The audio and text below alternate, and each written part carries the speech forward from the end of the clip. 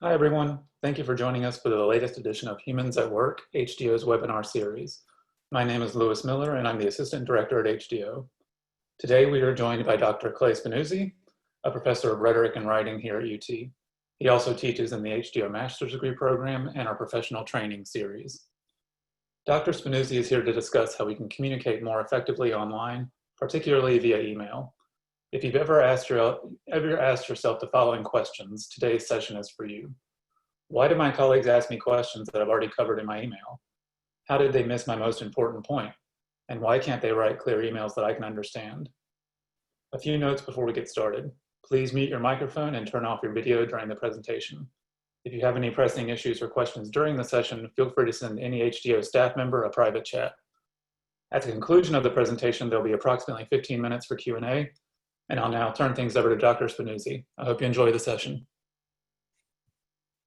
Hi, everybody. Thank you so much for joining us today for a topic that I think is on everybody's minds, especially now that so many people are working at home because of COVID. What's wrong with my emails? And we could ask, more generally, what's wrong with email? In fact, I asked this question to my research assistant, Google, this spring, and Google gave me 453 million results. Everybody seems to think that email is broken, and for lots of different reasons. Everything from a poor subject line to poor, unclear organization, inappropriate tone, stream of consciousness emails. Everybody's gotten some of these, and some of us have sent them. Things like mismatching the medium and communication needs. Sometimes the email is just not the right way to convey what you're trying to say. Mismatch between email or medium and velocity. Sometimes email isn't the fastest way to do things. Many of us are guilty of using our inbox as a to-do list, and it doesn't make a good to-do list. And really, more than anything else, email can be just a line of text, or it can be more like a term paper. It can be very short and very long. So there's a lot of stuff going on. And the question is, how do we fix these? How do we write better emails ourselves, emails that'll get people to do stuff and understand stuff? And how do we encourage other people to do the same? What I'm going to do is talk about a little framework that we're going to call UDA. Orient, observe, decide, and act. It's easy to remember. It's also really fun to say UDA. We're just going to UDA these emails. Let me talk to you about how you can help people orient, observe, decide, and act when you write your emails. And we'll start with orienting. Orienting just means helping people to understand what they need to get out of the email in broad strokes. Are you presenting a problem? Are you presenting a request? Are you just giving them information? When people open your email, first of all, they just want to know, what kind of mental box do I need to put it in? What am I supposed to do with this email? So how do you help your readers orient? We're going to talk about 3 different ways. One is just by crafting a good subject line. Another one is by constructing what we would call the bluff, the bottom line up front. And if it's a longer email, the third one is to forecast that email, to let people know what's in the contents. We'll start with subject lines. These are some subject lines that I've actually gotten. And this, of course, is my least favorite one of all time. Most of us have gotten an email that just says, the subject line just says question in all caps. Some of us have sent those emails too.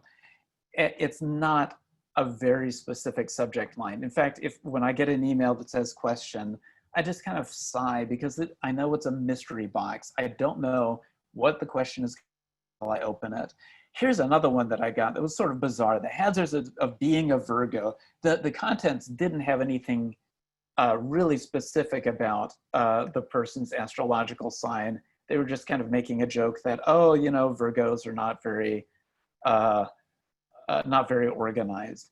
It didn't tell me anything about the contents. Now we get to a much better one. Request for advanced comments for my new book.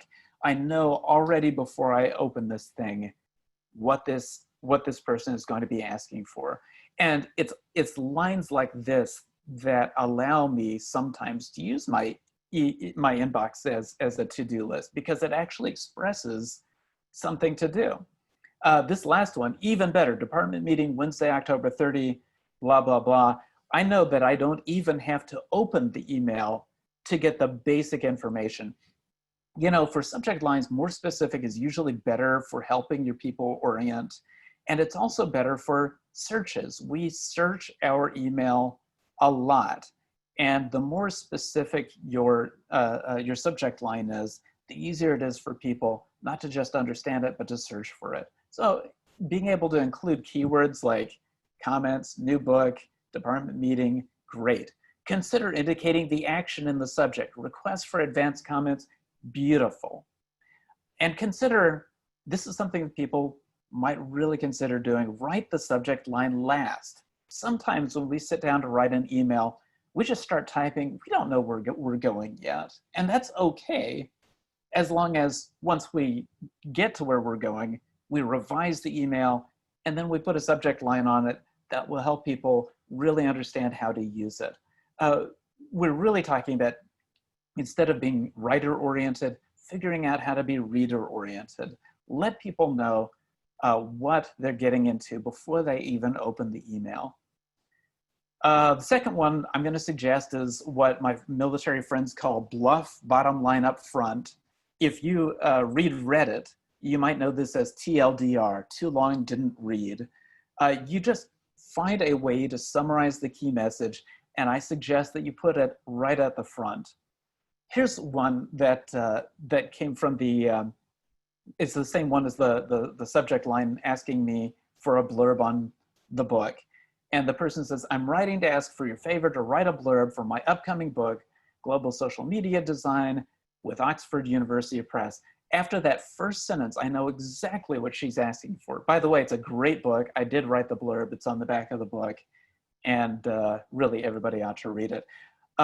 One sentence in, I know exactly what she's asking for, and I know what I can do about it. Here's the second one. This is from the department meeting announcement. We'll hold a department meeting in 2 weeks, Wednesday, October 30, 4 p.m. Got it. Everything else after that email is details, and I know what those details are going to pertain to. Bottom line up front, really, really important. And just like the subject line, that bottom line, you might write it last, but you'll want to put it first. You'll want people to be able to conceptualize what's going on in the email. Here's the third one, forecasting. If it's a long email, after the bluff, you'll want to let readers know what you're going to discuss and in what order. And think of this as giving them just a roadmap to what the rest of your email is going to look like. Again, this is going to be for long emails. If your email is 1 or 2 or 3 paragraphs, you probably don't need this. This email, which I wrote for orientation last year, is a very long one. I think it's like 4 printed pages long. So I wanted to make sure people knew how to navigate it. I'm going to tell you a dirty little secret that I always tell this to my juniors and seniors in college, and they are always disappointed. I tell them people don't actually want to read what you write. My friends, search your heart. You know it to be true because you don't feel like reading what everybody else has written either. You get an email, you don't necessarily read it from beginning to end. It's not like you print your emails out and pour yourself a nice glass of Chianti and sit in the bathtub and read your emails and just savor them. No, people want to get through emails as quickly as possible. So being able to let people know what the heck is going to go on, super important. You notice it says, I discussed fall orientation, how to prepare for it, how it will lead into Rhetoric 398T. And then, oh, the first heading, this is not a coincidence. This first heading reinforces that organization. You can link forecasting to headings. The more that you can pre-organize your email, the easier people are going to have, navigating through it, understanding it, figuring out how the parts relate to the previous parts. Notice that this involves really planning the email a bit, organizing it, maybe revising it a little bit. No, I know you don't want to revise your emails. You just want to sit down, bang it out, and then send it off. But the more you can revise it, the fewer replies you're going to get saying, asking you questions that you've already covered. So those are the three moves that you might take to orient people. Now let's get to observe. They need to be able to observe what's going on and to understand the details of the email. They're going to ask, is this a problem? Is this a request? Is this just information that I need to file away? How is the information segmented? How do I navigate through it? So ways to help your readers observe. I'm going to suggest you organize your email, visually delimit it, and clearly separate each move. So let's hit the three of these in order as well. Organizing. I've already mentioned that once you put together your bluff, you follow that organization. You can chunk your information and label it. This is a heading. We see them all the time.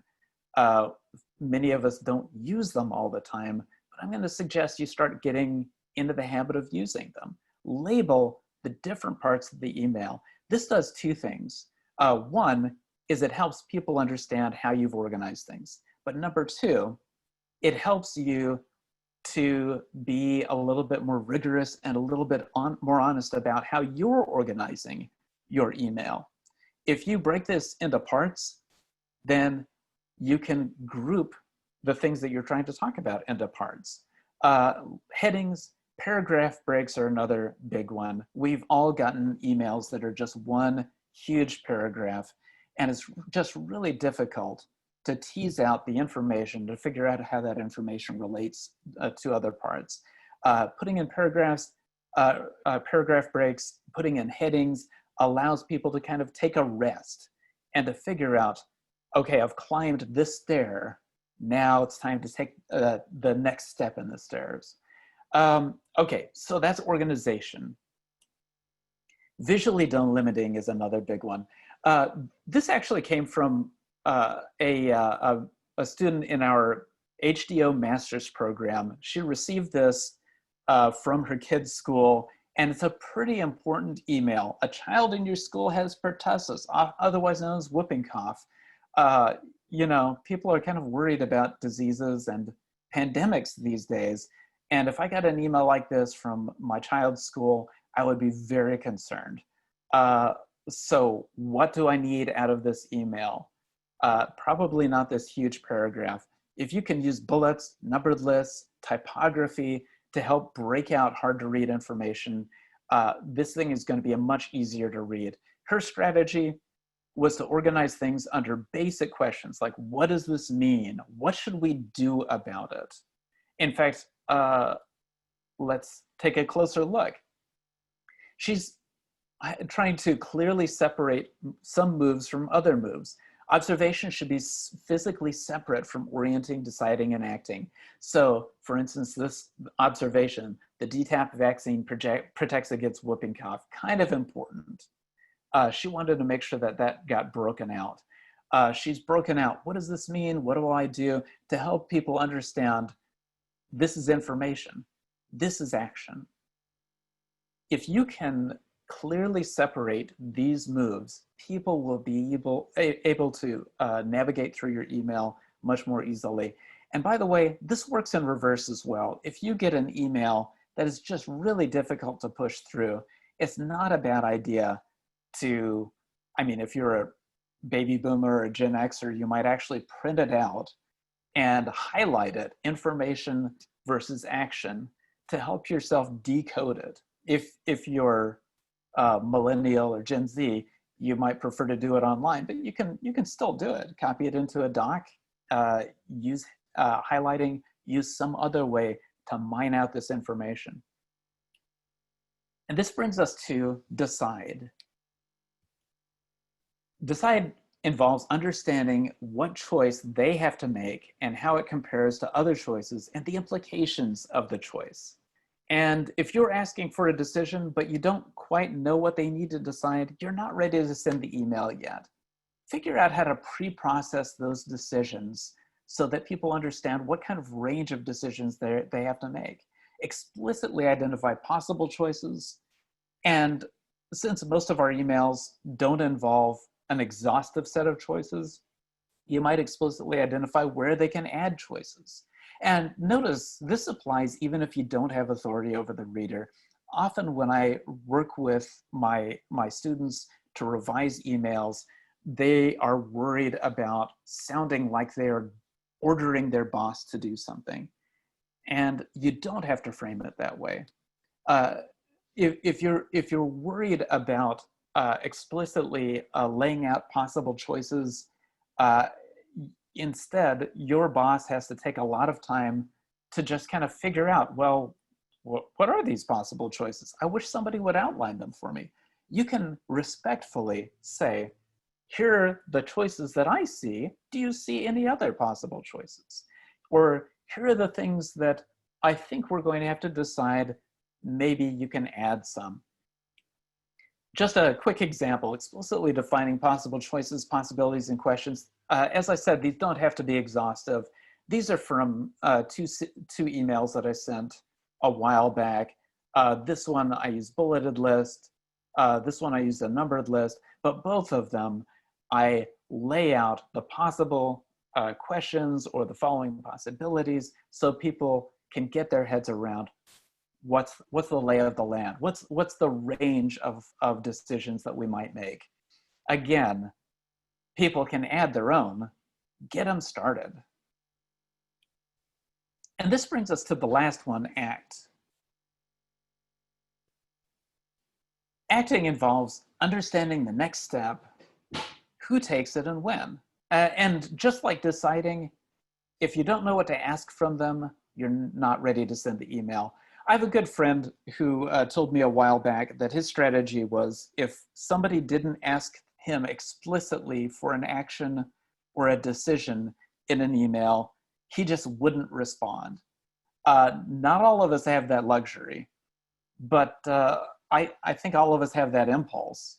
It's hard to intimate from somebody's email what they think you want to do. So help your readers act.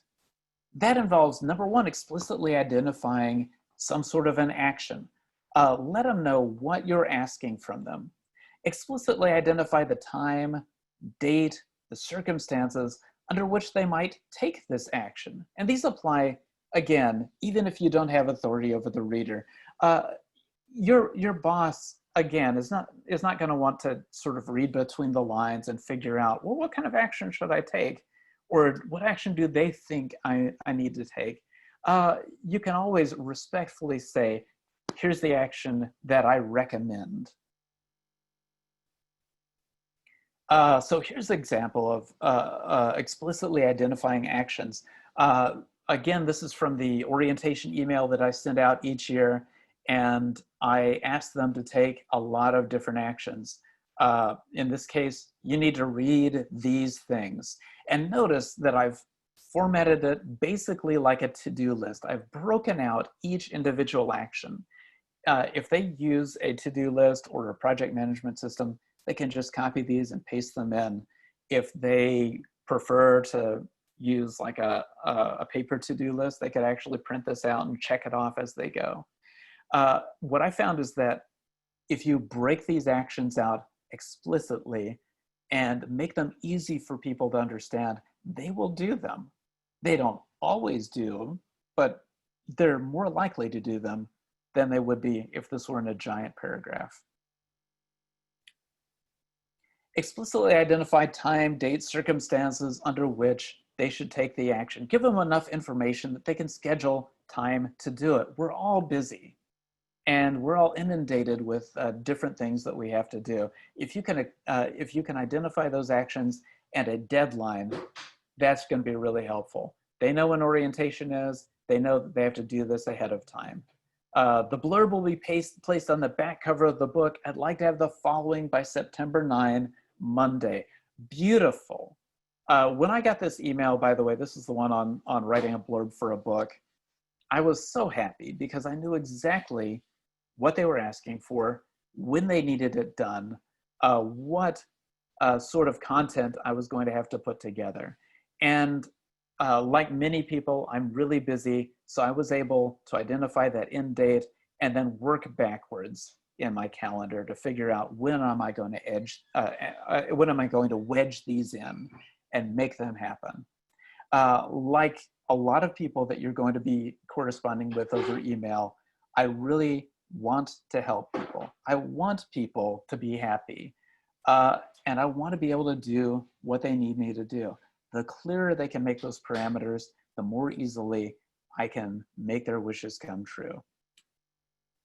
So the bottom line, you want to send emails that are going to allow readers to OODA, to orient, observe, decide, and act. But it doesn't just end with emails.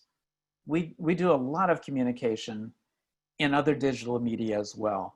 And I mentioned a lot of us are at home because of the COVID pandemic, and we're trying to coordinate and communicate with people. And we're finding that sometimes it's a lot more difficult than if we can just drop in and have a hallway conversation. So communicating clearly becomes a lot more important, and in some ways a lot more difficult under these circumstances.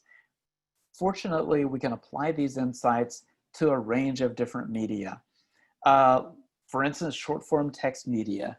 Some of you are texting more, or using chat, or Slack, or Discord, or Microsoft Teams. And in these cases, you're dealing with a lot shorter messages than you would otherwise. OODA still has to happen. You still have to orient people, help them to observe, decide, and act, but sometimes it has to happen in discrete messages. If you're texting with people, you've got a built-in limit, but you can still help them to OODA. You might follow the same OODA order, refer to messages earlier in the thread, connect to documents, link to relevant information. Be explicit in your organization, your choices, and your actions. I mentioned earlier that I had an HDO master's student revise that email from her kid's school about pertussis. I give this assignment every year. This year, I had a master's student show me a message that she got on Microsoft Teams, and it was just a paragraph, but oh my Lord, it was just a stream of consciousness. You could tell that this person decided, I need to get this information out right away. They sat down, they started typing, they typed until they felt like they had said everything, and then they sent it off. There was no organization, there was very little coherence. The message bordered on contradicting itself, and it honestly created more confusion than it solved. This person really wanted to help people make decisions based on a contingency that nobody had foreseen. But because of the way they put this message together, they got a lot more questions than they would have if they had just taken some time to OODA. So that's, for short form text media, that's going to be my suggestion. Write it in a word processor first, hone it a little bit, make sure that you can OODA, and then send it out in the chunks that it needs to be sent. Now, on the other end of the spectrum, you might be thinking about long electronic documents, working in Microsoft Word or Google Docs, etc. And when you're dealing with really long documents, you'll want to really lean heavily into organization. Think about orienting and observing a lot. And just remember, as I told my students, nobody really wants to read this entire document. If you get a 300-page recommendation report, you're probably not going to read every part of it. You're probably going to zone in on the part related to your specialty. So give people a way to navigate that document. Headings, subheadings, a table of contents, really heavy forecasting at the beginning so they know what's going on. Use clearly delineated sections to help people decide and act. When you look at a recommendation report, for instance, you'll have a recommendation section, which is to help people decide and act, but then you'll usually have let's say a findings section or a data section that gives people information. Make sure that you can really clearly signal those and that the parts don't bleed into each other. You'll probably also want to have an executive summary. If you haven't seen an executive summary, it's a summary for executives. And that means that it's really just a basic summary of the possible decisions that the executive has to make. Think of all of your readers as executives in a way. Help them to find out what sorts of actions they need to take, no matter who they are, as they're reading this document. Okay, well, that's all well and good, but many of us are stuck in Zoom hell, having meetings than we ever have before, or we're talking on the phone even more than we used to. I suppose a few of us might be actually meeting face-to-face, probably not that many of you. What happens with synchronous communication? You can still follow the OODA pattern, but you will have to stay flexible, and especially that's true in meetings. My friends, let me just say, if you are putting together a meeting with more than a couple of people, you really ought to put together an agenda. Agendas help people to understand what is going to happen before the meeting starts. It helps them to understand how to prepare, how to figure out what sorts of decisions and actions they're going to have to take. It helps them to understand how long the meeting is going to be, and it builds trust. It makes them feel safer than if you just all get together and cross your fingers and see what happens. People are all pressed for time, and the people unfairly malign meetings as a way to waste time. You can run a tight meeting, and an agenda is one really, really important tool to help you do it. Once you get into a meeting or once you get into a Zoom call, think about following that OODA format. Orient them first. I wanted to talk to you today about X. Help them to observe. Some quick background. Here are some things that you need to know before we get to the decision and the action portions. And then the decide. But given that background, I recommend these things, or we must decide between these things. And then finally, you end with the act. Can I get an answer by Friday? Can we move on the following action items before the next meeting? If you can follow this OODA pattern in your meetings, in your other synchronous communication, you'll be able to sort of pre-process that organization for people. They will feel less disoriented.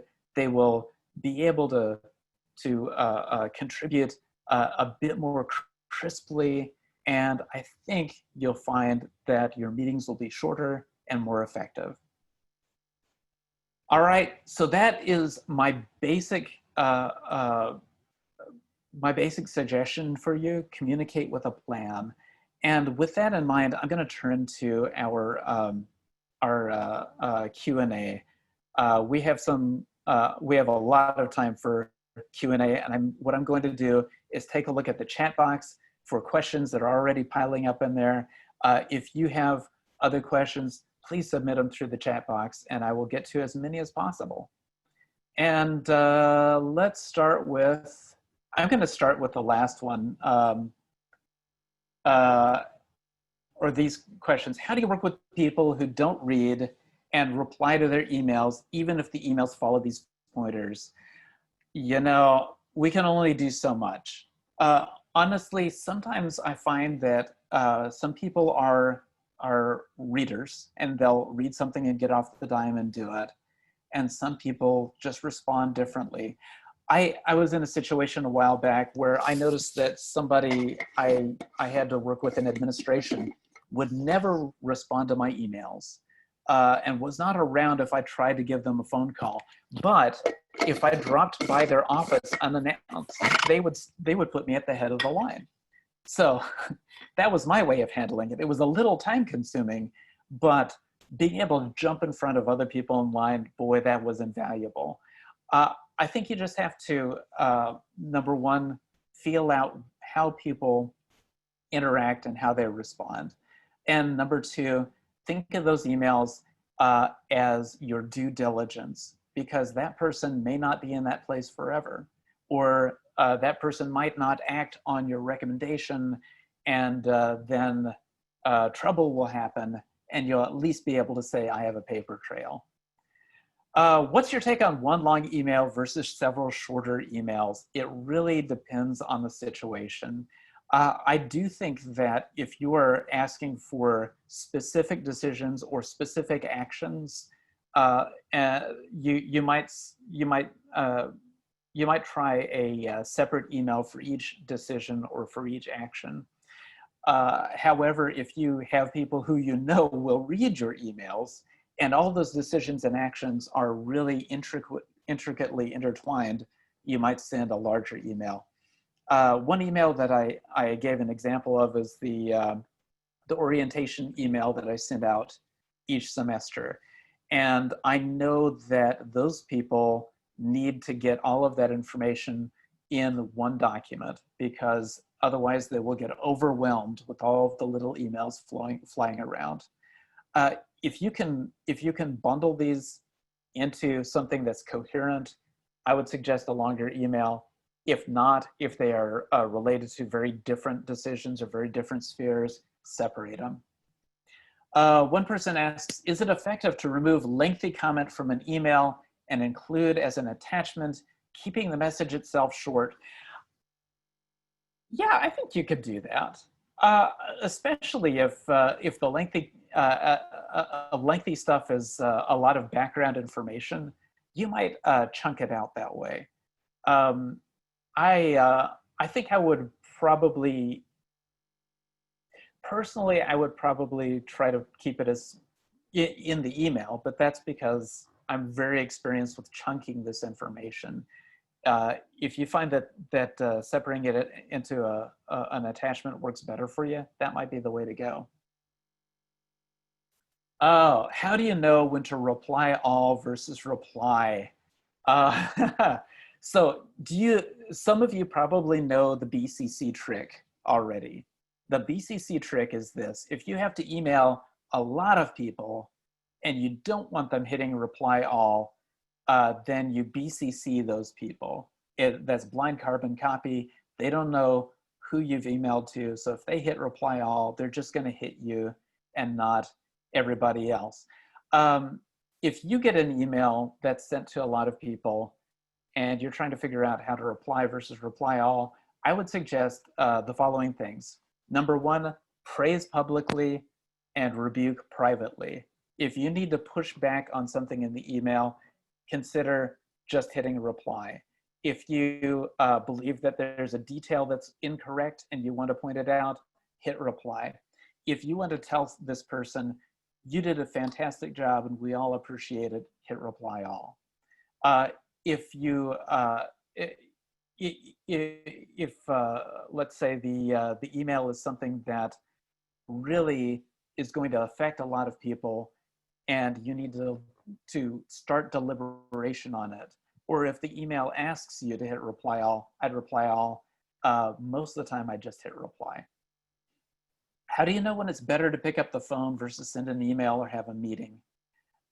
If it's something that you can talk about quickly, if it's something that requires dialogue and you know it's going to turn into a lot of back and forth, if it's something that needs mutual adjustment, then you should go ahead and pick up that phone first. Sending an email or having a meeting, only have a meeting if you have a really good understanding of what your outcome needs to be. Sometimes that outcome is going to be a decision or a set of decisions or a set of actions. Sometimes it has to be deliberation. But if it's, well, let's kind of figure out what to do next, I'm going to suggest that you handle that in a bit more nimble way. Use the phone or send an email. What is the best way to help folks who work with you improve their email communication other than watching the webinar? Really, honestly, the webinar is the best. It's incredible. But seriously, I think you can give them a couple of really specific principles. I think bluff is a really big one. Just having them put the bottom line up front is like a quantum difference. It's a qualitative difference that creates a lot of change in your organization. Just having you use bluff is huge. If you want to push them to go further, suggest that they go broader and use this UDA pattern. Make sure that they can tell you at the beginning what kind of decision, what kind of action should come out of this email. I think those are really going to be the biggest things for you.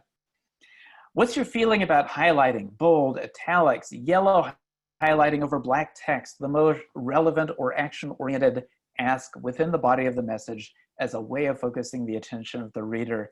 As long as it's a way of focusing the attention, yes. I got a document just the other day in which the reader wanted, or the writer wanted to emphasize a lot of stuff. And so the writer began by using bold, and then decided that for the next piece of information, that wasn't emphatic enough. So she used all caps. And then for the next piece of information, she highlighted it. And the net was that all of these kind of had equal emphasis, but switching from one type of highlighting to another gave me the signal that these were different kinds of information. It turns out that they weren't. She was just trying to emphasize stuff. I suggest finding the things that you really want to focus on, that you really want to emphasize, and choosing one way to emphasize those. I like bold myself, bold or italics, but pick one way. If you have two types of information, you might use two different ways, but keep it really clear in your own head what those two different types of information are. So for instance, you might have, let's say, a caution, and it's going to be in red, and then action items in bold. How does UDA apply when trying to introduce a new product and pursuing a sale? I think it applies. I think you'll have to iterate things a little bit. I teach a seminar for HDO on how to communicate like an entrepreneur. And really for entrepreneurs, the biggest thing is to identify the problem, the solution, and the market or audience, the people who are having the problem and who need the solution. And I think UDA kind of handles that through the orientation and observation parts, and leading people to deciding and acting. Yeah, now that I think about it, UDA does sound a lot like the sales funnel, doesn't it? So I don't have a more specific answer than that, but I'm going to start thinking about it now that Robert L. asked this. Rachel asks, editor here, newbie to learning about making digital content accessible. This sounds like information architecture, semantic structure. Is that guessed right? And if so, other than learning how to analyze and edit or format content, how does one get better at this skill set? It's adjacent.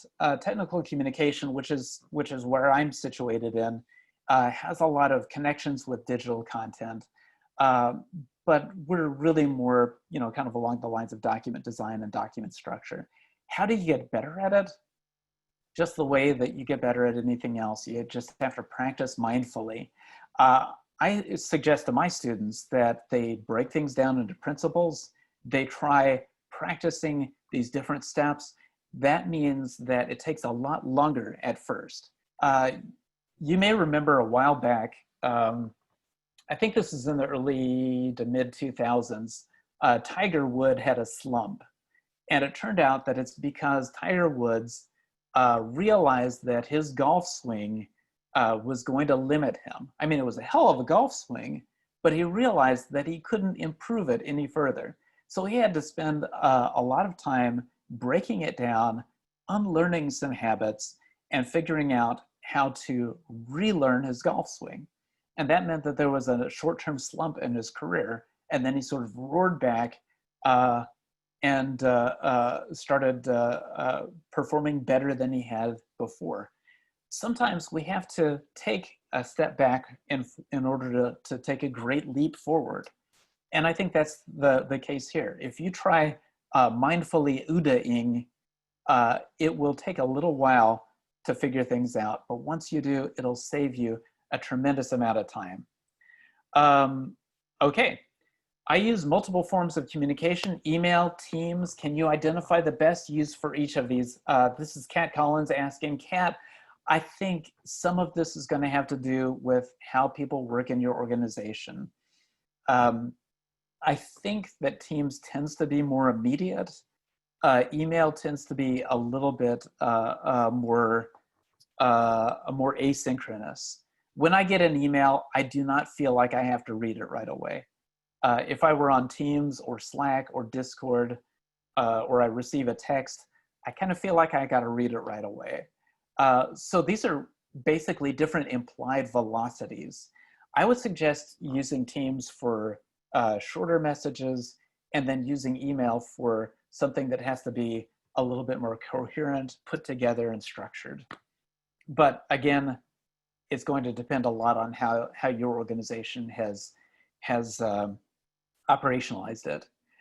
Just a side note here, I was talking to a German professor of technical communication a few years ago, and she said that in Germany, they were having this big move away from email. They decided that email had just gotten to be a nightmare. So they were going to move towards intranet deployed short messaging like Slack and Teams across the industry.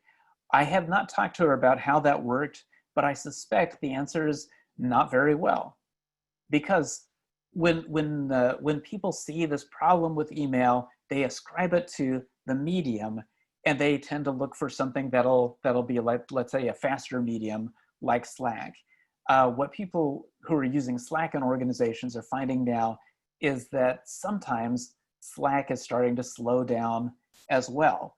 And that's because people are not dealing with the underlying problem, which is figuring out how to organize their information for other people. Michael Walker says, unless there's an apparent timeline under the action, how long should one wait before following up to ding them for an answer? You know, this is why I'm such a big believer in telling people when they need to get information to me. And to be honest, I always let my internal milestones lead my external ones. If I know that I have to have this information by Tuesday, I'll ask people to turn it in by early Monday. That handles a lot of the problem, because that gives me a buffer day so that if somebody hasn't replied to me, I can contact them, I can email them, I can more likely give them a call and say, hey, where's my information? Lewis reports there's a question submitted. What are your thoughts on using request a delivery receipt, request a read receipt? I don't do this. I mean, you might do it, but I don't know that it solves anything. I mean, it will tell you if somebody's opened your email, but it doesn't tell you what's going through their heads. I suggest instead really taking some time to hone that subject line. You know, there's a story, two guys are in the woods, and from a ways away, they see a grizzly bear racing at them. And one guy sits down and starts lacing up his running shoes. And the other guy's like, are you crazy? We can't outrun the bear. And the guy with the running shoes says, well, I don't have to outrun the bear. I just have to outrun you. I want you to think of your subject lines in your emails that way. You're competing with a lot of other emails. The more that you can hone that email subject line, the more likely people are going to be to click on that. I mean, if you're looking at 700 emails, are you going to click on the one that says question in all caps? Or are you going to click on the one that gives you a really specific action that you know you can take care of in 10 minutes? Okay, Elizabeth Schaub asks, what's your feeling about adding a new subject as a prefix to an existing thread when the focus of the original thread has shifted, but it's helpful to retain the context, like a new subject was old subject? I don't know. I've never done this. And when I do see those, it has tended not to be super helpful for me. Your mileage may vary. I would suggest kind of, you know what you might do is just poll a few people in your organization and see what they think. Chris Grimm says, I follow a similar format to email, but my users keep missing important details. I have to go back and forth several times. Is it normal to repeat yourself, or is it a formatting error? You know, it's sometimes it's just hard to tell. Chris, one thing you might consider doing is, I mean, in the normal times, I would say go have some coffee with people, but now in COVID hell, you might instead, set up chats with people and just say, yeah, I noticed you missed these details, and I want to make sure my emails are crystal clear. Can you tell me how I might be able to improve these so you can see those details? I mean, not to put them on the spot or anything, but just to kind of get inside their heads and figure out what is it that's not connecting. Sometimes there are ways that we format things that make perfect sense to us, but don't make sense to the people we're writing to. Can you talk a little bit about fonts, font choice, and color choices for emails, PDFs, spreadsheets, etc.? You know, Comic Sans all the way. I'm just kidding. Don't use Comic Sans. I think for the most part, you'll want to use one and maximum 2 fonts for a message. If you want to use 2 fonts, consider using one font for the headings and another one for the body text. What you're doing is giving them a signal about what kind of content that they're reading. So headings can really stand out if you use, let's say, a sans serif font, and you can differentiate them from the body text, which is maybe in a serif font. Font size, color choices, use them very, very sparingly. Color choices in particular can get a little bit shouty. Putting big parts of your text in a different color is kind of like typing it in all caps. Oh, I'm going to go off on a little rant about all caps. The problem with putting everything in all caps is not just that it sounds like shouting. It's also that it makes people slow down their reading because it obscures the letter forms. When you read a word quickly, you're often relying on recognizing the shape of the word. And that's why we sometimes mistake one word from another when we're reading quickly. If we're not processing these letters serially, we're recognizing the word shapes. When you use all caps, you obscure those shapes because every letter is the same size as every other letter. They're all the same height. So I'm going to suggest that you avoid all caps unless you really, really need that kind of differentiator. Use it sparingly. Use other sort of font and color choices sparingly. Use them to consistently highlight a specific piece of information. Can you talk about emailing sensitive topics to large groups of people in a respectful way? Without getting too much more specific, I'm going to suggest that when you're thinking about emailing about a sensitive topic to a large group of people, you should wait a while before sending it. Write it, take some time away, read it again, take some time away, have a couple of trusted people read it and get their feedback before you email something.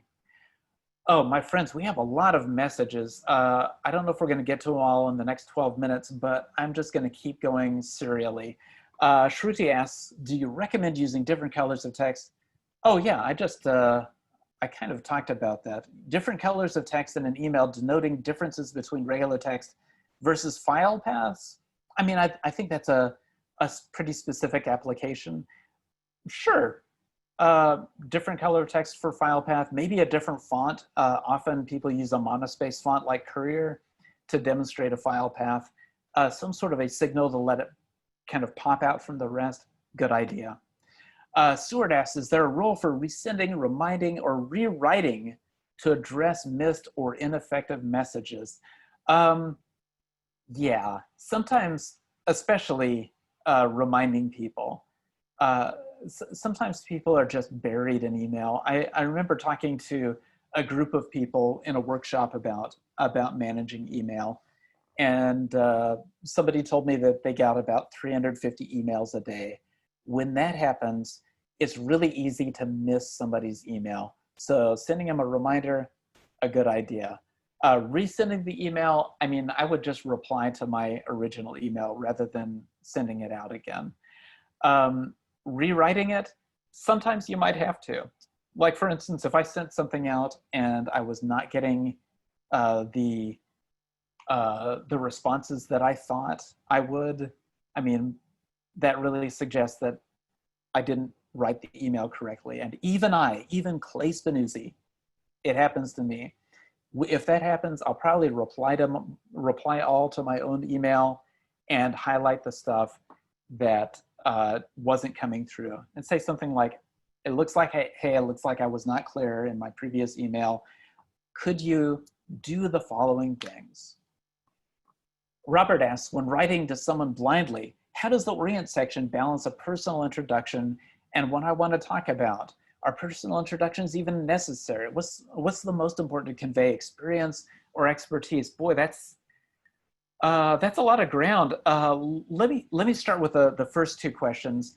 I think it is important to introduce yourself. I think you can introduce yourself quickly and get to that bluff statement. And in fact, you could make your personal information the first section of your document. Let's say you're writing to somebody blindly and you say something like, Dear Mr. Smith, I'm writing to you about such and such. Below, I want to talk to you, I want to introduce myself first, and then I want to talk to you about this opportunity, blah, blah, blah. At least then, Mr. Smith has an idea that, oh, okay, he's going to tell me about himself, and then he's going to tell me about his product. Whereas if you start with a personal introduction and that takes let's say a paragraph or so, that Mr. Smith might be wondering throughout, why is this person introducing himself? Where are we going here? We have one more. Let me go ahead and hit it. Coatran asks, what's a tactful way to re-ask a question that goes unanswered? I ask only this in my email. Is this account number correct? When I receive is not yes or no or some other account number. Oh, I'm sorry. I feel your pain. That has happened to me as well. I think you can just say, thank you for your answer, but I want to bring it back to this question. Can you let me know this? And then just restate the question. Yeah, just be, thoughtful and conciliatory. Keep in mind that if somebody really does have 300 emails and they might just be trying to bat them away, then they might have just slipped. Be conciliatory. Rachel Jenkins asks, recommended readings to learn more. One reading that I suggest to everybody is a very slim book called 10 Lessons on Style, 10 Lessons on Clarity and Grace by Williams and Coulomb, I think. You can find it on Amazon, Style, 10 Lessons on Clarity and Grace. And it takes you from the very granular part of writing a sentence all the way to organizing a large document. It's really invaluable. That's where I would start. All right, it's 12:53. Any other questions? Lewis asks, what about the feeling for people to send thank you and you're welcome on every single email? Lewis, is your question? Oh, okay, from participant. Yeah, we're all kind of beset by that, aren't we? Responses sent to you with emojis in addition to the thank you. I try to be very people-centered, and I know that sometimes people really feel like they have to say thank you or they have to say you're welcome, and they feel like they need to create a personal connection with you. That's really what emojis are about, right? They're trying to set a tone that they would normally set face-to-face by, with facial expressions or tone or something like that. I'm not big on getting emojis, and I'm not big about getting thank yous, but if somebody else wants to do that sort of thing, I'm like, sure, it's not a problem for me. Please repeat the name of the book. I'm going to type it right here in the chat, my friends. Style, 10 Lessons on Clarity and Grace. Really cheap. Oh, I just sent it to Lewis. Let me try that again. Send it to everybody. Clay, some of the attendees have already written it out as well. Oh, okay, fantastic. Oh, wow, you guys are so ahead of me. Thank you so much for everything you've done, for coming to the presentation. I'm just super excited to talk about this stuff. Feel free to contact me if you want to talk about this stuff further. clay.spinuzzi@utexas.edu. It really was a pleasure talking to you. And Lewis, I'm gonna throw it to you now. Yeah, sounds good. Thank you, Dr. Spinuzzi, for your presentation today. I will send a follow-up email to everyone that will include a recording of today's session. If you have any feedback on today, please reply as well. That your feedback is very much appreciated. And I just want to close by saying that Dr. Spinuzzi and his rhetoric and writing colleagues are developing some new HDO certificate programs focused on digital storytelling, writing for social change, collaborative writing, writing for small business, and several other topics. We are planning to launch the new programs in 2021, and we'll include some information about that in the follow-up email as well. And thanks everyone for participating, and hope you have a great day. Thank you, everybody. Talk to you soon, I hope. Bye.